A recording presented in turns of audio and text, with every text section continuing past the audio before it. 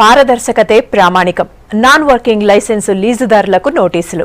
ఈ ఆఫీస్ ఉపయోగించండి, పెండింగ్ అప్లికేషన్లు రద్దు చేయండి అంటూ మైనింగ్ శాఖ రివ్యూలో అధికారులకు కీలక ఆదేశాలిచ్చారు మంత్రి కేటీఆర్. అటు ఫైబర్ గ్రిడ్ పనుల అప్డేట్స్ పైన సమీక్ష చేశారు మంత్రి. Telangana fibre grid, soft net కార్యక్రమాల వివరాలను అడిగి తెలుసుకున్నారు.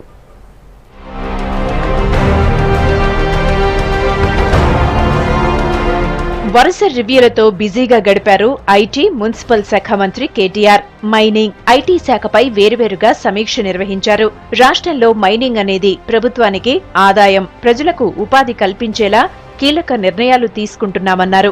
ఎన్నో ఏళ్ల నుంచి ఎలాంటి కార్యకలాపాలు లేకుండా ఉన్న లైసెన్సులను ఉపేక్షించేది లేదన్నారు కేటీఆర్. ఈ మొత్తం ప్రక్రియను ఆన్లైన్ చేస్తూ నిబంధనలకు విరుద్ధంగా ఉండేవారికి వెంటనే నోటీసులు వెళ్లేలా చూడాలన్నారు. గనుల శాఖలో ఈ ఆఫీసు సాఫ్ట్వేర్ ను ఉపయోగించాలని ఆదేశించారు మంత్రి. నిర్ణీత సమయంలో ఫైళ్లను చూడాలని అధికారులకు సూచించారు.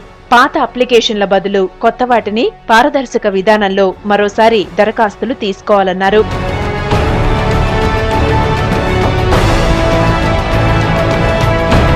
గనుల లైసెన్సులు, లీజుదారుల మైనింగ్ తీరుపై అధికారుల నుంచి వివరాలు అడిగి తెలుసుకున్నారు కేటీఆర్. అయితే కార్యకలాపాలు లేకుండా లైసెన్సులు పొందిన వారందరికీ నోటీసులివ్వాలని మంత్రి ఆదేశించారు. మారుమూల ప్రాంతాల్లో గనుల ఆధారిత పరిశ్రమలు ఏర్పాటు చేసేవారికి అవసరమైతే పారిశ్రామిక విధానంలో లేని ప్రత్యేక అనుమతులు, రాయితీలను ఇస్తామన్నారు కేటీఆర్. రివ్యూకు ముందు టీఎస్ఐఐసి ప్రాంగణంలో మొక్కను నాటారు మంత్రి కేటీఆర్.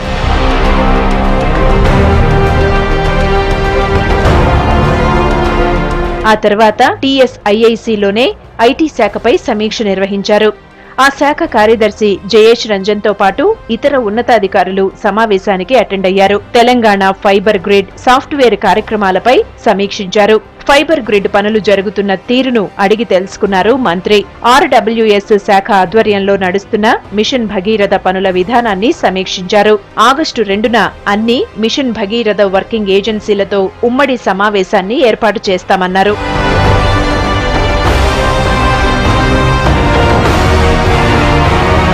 ఫైబర్ గ్రిడ్ లో ఉపయోగించే పరికరాలను మంత్రి పరిశీలించారు. ఐటీ శాఖ ఎలక్ట్రానిక్స్ డైరెక్టర్ పరికరాల గురించి వివరించారు.